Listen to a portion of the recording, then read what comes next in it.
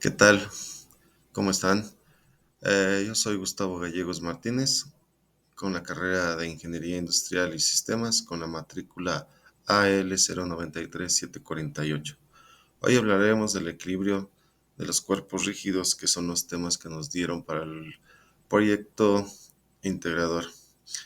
El equilibrio de un cuerpo rígido es un cuerpo rígido es en todo cuerpo o sistema de partículas en que las distancias son fijas y constantes entre ellas.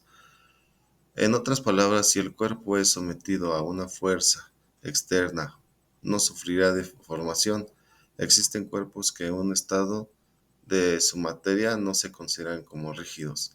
Un ejemplo de ellos es el agua, que podemos considerar que todos los cuerpos sólidos son cuerpos rígidos, los cuales son sometidos a tres tipos de movimientos, que es la trasladación, rotación y rodante, perdón.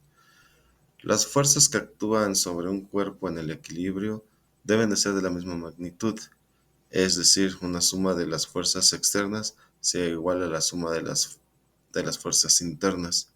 En un cuerpo también permanece en equilibrio si se sabe de dónde se localizan su centro de gravedad. De esa manera, podríamos manipular un poco las fuerzas a ser igualadas. ¿Cómo funciona el equilibrio estático? En definición, podemos entender que todo cuerpo en reposo se encuentra en el equilibrio estático, que es cuando un cuerpo pertenece al estado de reposo entre la acción de fuerzas externas. ¿Cuáles son esas fuerzas externas? Son las fuerzas coplanares, no coplanares, fuerzas colineales, fuerzas concurrentes y fuerzas paralelas.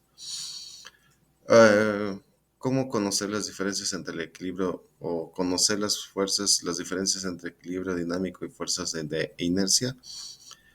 En todo sistema en equilibrio dinámico, la suma de fuerzas que actúan incluidas con la inercia es en cero, que actúan incluidas en la inercia, que puede ser todo el resultado es cero.